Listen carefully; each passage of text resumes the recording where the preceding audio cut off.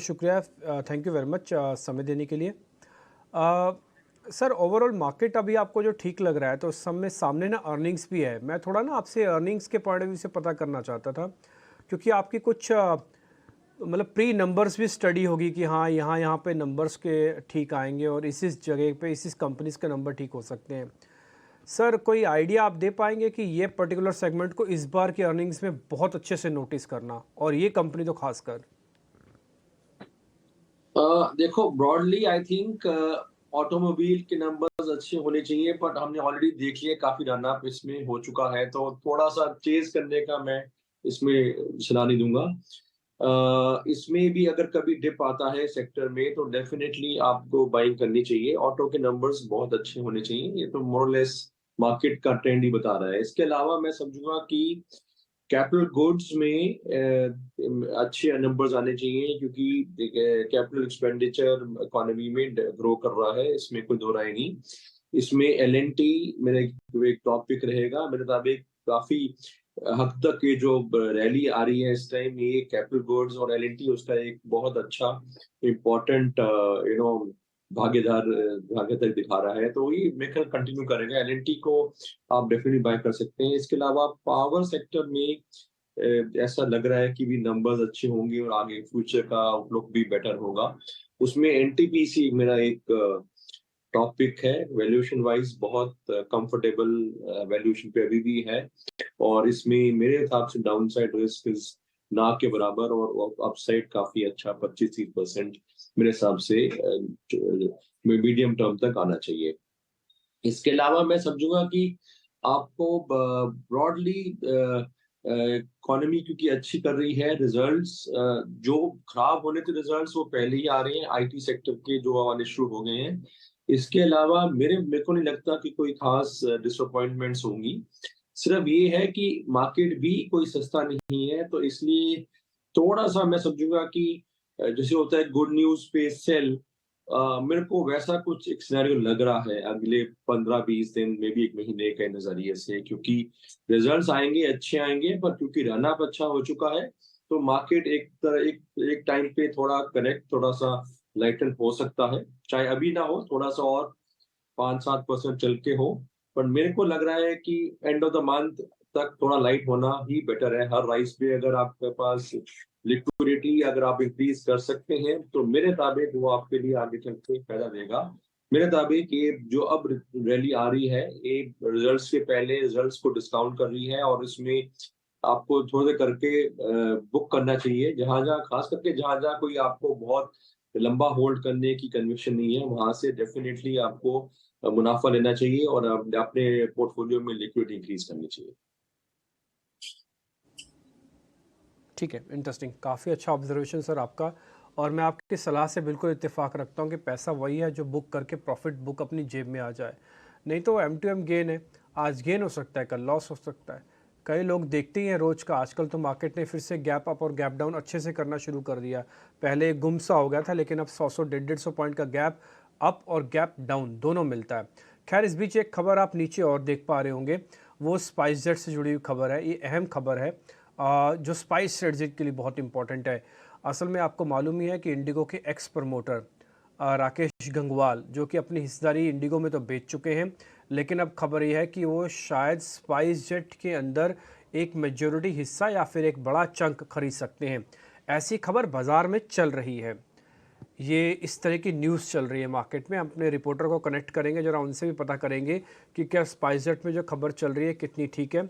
एक बार आशीष सर, मैं आपका इस पे टेक रहूँगा। राजेश जी, आप इस बीच ना ज़रा स्पाइस जेट के चार्ट देख लीजिए और ज़रा फिर मेरे को बताइएगा टारगेट और स्टॉप लॉस। मैं आशीष सर से एक बार ज़रा टेक ले लेता हूँ। आशीष सर, ये तो बात बिल्कुल ठीक है ना कि 2-3 प्लेयर ही हैं इसमें। एयर इंडिया लिस्टेड नहीं है, आपका दूसरा एयरलाइंस वो लिस्टेड नहीं है, तो आपके पास सिर्फ इंडिगो एक लिस्टेड प्लेयर है, दूसरा स्पाइस जेट है। और मिस्टर गंगवाल का इंटरेस्ट है अभी भी एयरलाइंस में, किसी वजह से वो बाहर जा गए थे। अगर वापस स्पाइस जेट में आ जाते हैं तो ये स्पाइस जेट के लिए बहुत बड़ी खबर है। तो आप जरा इस पर कुछ बात रखेंगे अपनी?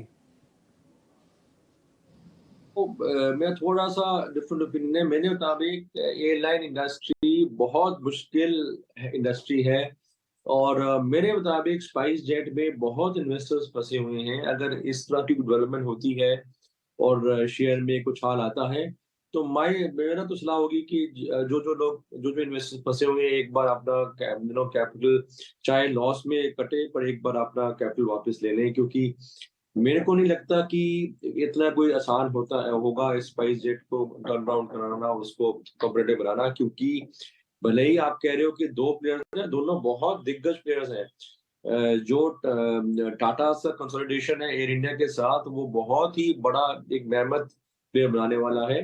टाटा एयर इंडिया और विस्तारा का जो कॉम्बिनेशन होगा, और दूसरी तरफ से इंडिगो का जिस तरह से डेवलपमेंट हुआ है, जिस तरह से उन्होंने अपने आप को स्प्रेड किया है, मेरे को नहीं लगता कि तीसरा कोई प्लेयर इस अब एविएशन इंडस्ट्री इंडिया में प्रॉफिटेबल या ग्रो कर सकता है, क्योंकि दोनों के मिलाकर शेयर बहुत ज्यादा है और दोनों ही बहुत दिग्गज और पावरफुल प्लेयर्स हैं। तो मेरे को नहीं लगता कि तीसरा प्लेयर कोई इसमें कैपिटल क्रिएट कर सकता है या इतनी कोई ग्रोथ दिखा सकता है। तो मेरा तो सिंपल ओपिनियन है कि वैसे ही बहुत इन्वेस्टर्स में फंसे हुए हैं, किसी वजह से अगर इसमें उछाल आता है तो it's a very good news. उसमें आप डेफिनेटली अपना कैपिटल बुक करिए और अपना कहीं और जो रकम है कहीं और लगाइए। ठीक है, 15% तो आज ही आज में आपका ऊपर आ गया है शेयर, और कोई बड़ी बात नहीं है कि खबर के दम पर जैसे से पुष्ट होती जाएगी तो थोड़ा शेयर और बढ़ जाए।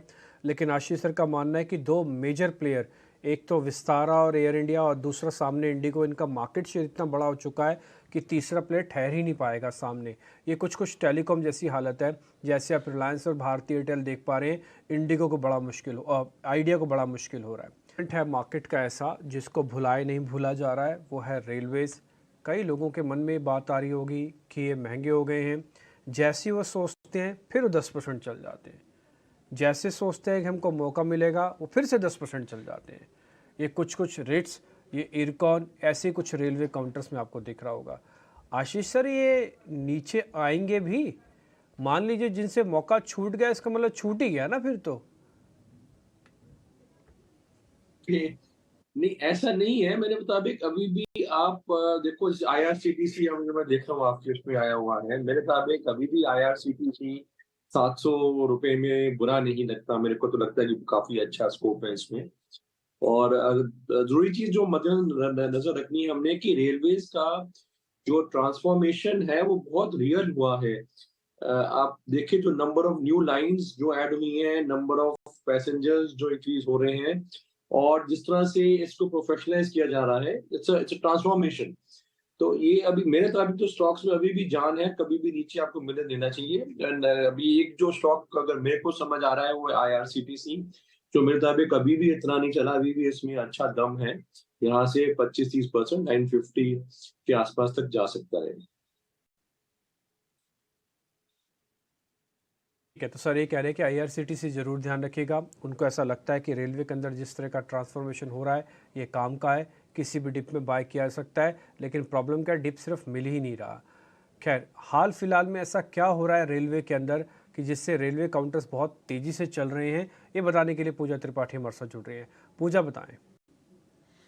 जी, आज हम देख रहे हैं कि रेलवे स्टॉक्स में शानदार तेज़ी देखने को मिल रही है। नवरत्न दर्जा मिलने से राइट्स और इरकॉन के स्टॉक्स में तो तेज़ी है ही, बाकी रेलवे शेयर्स भी आज चल रहे हैं। रेलटेल, आईआरएफसी, आईआरसीटीसी में भी शानदार तेज़ी देखने को मिल रही है। अब इसकी वजह यह है कि डिपार्टमेंट ऑफ पब्लिक एंटरप्राइजेस से इरकॉन और राइट्स को नवरत्न का दर्जा मिल चुका है, और इसमें इरकॉन 15वीं और राइट्स 16वीं नवरत्न पीएसयू कंपनी बनेगी। और दोनों ही कंपनियों के हम देख रहे हैं कि ऑर्डर बुक भी काफ़ी मजबूत है और नतीजे भी दमदार रहे हैं। इसके अलावा और भी काफ़ी सारे ट्रिगर्स हैं। हम देख रहे हैं लगातार पीएसयू कंपनियों में तेज़ी देखने को मिल रही है। बजट में सरकार के पूंजी आवंटन बढ़ाने से भी पीएसयू शेयर्स दौड़े हैं, और 25 सरकारी कंपनियों में एक साल में 90% से ज़्यादा का यहाँ पर रिटर्न देखने को मिला। और यही नहीं, अप्रैल 2023 में आरवीएनएल को भी ये स्टेटस मिला था।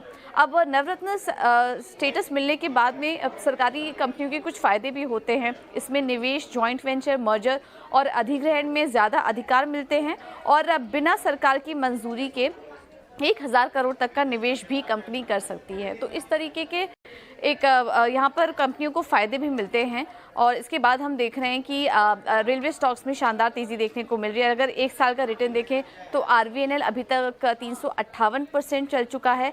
आईआरएफसी में करीब 250% से ज़्यादा की तेज़ी आ चुकी है। इरकॉन, रेलटेल और राइट्स में भी हम देख रहे हैं कि शानदार तेज़ी है। तो ये कुछ वैसे फैक्टर्स हैं जिसकी वजह से आज रेलवे स्टॉक्स दौड़ रहे हैं। शुक्रिया पूजा। तो कंपनियों को कुछ आज़ादी मिल जाती है कुछ अपने फाइनेंशियल डिसीजंस लेने की, और सरकार की अनुमति के बगैर वो 1000 करोड़ रुपए तक के डिसीजन ले सकती है। और इसके चलते हम देख रहे हैं कि ये तमाम शेयर रेलवे के दौड़ रहे हैं, और राइट्स और इरकॉन ये खास तौर से फोकस में है। आरबीएनएल को 6-8 महीने पहले नवरत्न का दर्जा ऑलरेडी मिल चुका है। रेलवे के अलावा हम देख रहे हैं कि ऑटो सेगमेंट में भी रफ्तार है। टाटा मोटर्स इस वक्त निफ्टी का टॉप गेनर है, करीब 4.5-5% के आसपास की तेजी के साथ कमाल की रफ्तार रही है। एक समय था कि 400 रुपए के इर्द गिर्द संघर्ष कर रहा था शेयर, और अब ये 650 रुपए के भी पार जाकर कारोबार कर रहा है। और इसमें खबर ये आ रही है, ऐसी मीडिया रिपोर्ट्स हैं कि सरकार एक पॉलिसी पर काम कर रही है जिससे देश में इलेक्ट्रिक व्हीकल्स के मैन्युफैक्चरिंग को लेकर कुछ बढ़ावा दिया जाएगा, और सब्सिडी को लेकर भी कुछ बज़ है। आशीष सर, टाटा मोटर लगातार हमने अच्छी तेजी देखी है, जेएलआर से भी पुश मिला है। निश्चित तौर पर अगर हम ईवी की बात करें और देसी कंपनियों की बात करें तो कहीं ना कहीं लीड ले रखी है टाटा मोटर्स ने। आपको लगता है कि यहां से और तेजी बढ़ेगी? बढ़नी तो चाहिए, पर मेरा सिर्फ ये मानना है कि थोड़ा रन अप इसका अच्छा खासा हो चुका है। ना सिर्फ इसका, बाकी पूरे ऑटो सेक्टर का रन अप काफी अच्छा है। तो जो नंबर्स हम देख रहे हैं, हम उम्मीद कर रहे हैं, मेरे मुताबिक already already in the price है, या मोस्ट ऑफ इट प्राइस में ऑलरेडी आ चुका है। I wouldn't suggest buying now, but वो बात ठीक है कि जो रीरेटिंग खासकर टाटा मोटर्स की हो रही है, वो उसमें तो मेरे मुताबिक अभी और भी बहुत दम है। क्योंकि अगर पूरा कंपनी जिस तरह से आप देखो उसका विस्तार हुआ है, नेशनल ऑपरेशंस का, यहाँ पे भी जिस तरह से पैसेंजर का मार्केट में इनकी बहुत अच्छी अब एक्सेप्टेंस हो रही है। तो अभी पूरा पीक तो नहीं हुआ, डेफिनेटली और है, बट एक छोटी अवधि के लिए मैं कहूंगा कि अभी रुक जाओ, क्योंकि रन अप काफी हो चुका है, रिजल्ट्स आने दो। उसके बाद मेरे को लगता है कि अगर डिप ना भी आया तो टाइम वाइज करेक्शन जरूर लेगा ये सेक्टर भी और स्टॉक भी। तो उस टाइम डेफिनेटली आपको इस पर नजर रखनी चाहिए और खरीदना चाहिए। ठीक है, टाटा मोटर्स पर ये व्यू। बाजार हम देख रहे हैं कि 19,800 के ऊपर जाने के बाद थोड़े फिर से नीचे आ रहे हैं। 19,765 के आसपास से निफ्टी बैंक की बात करें तो 250 अंकों के आसपास की कमजोरी, क्योंकि एसबीआई समेत कुछ दिग्गज बैंकों में थोड़ी सी नरमी का रुख है। एक्सिस बैंक भी उसमें हिस्सा ले रहा है मंदी की तरफ। लेकिन शरद के पास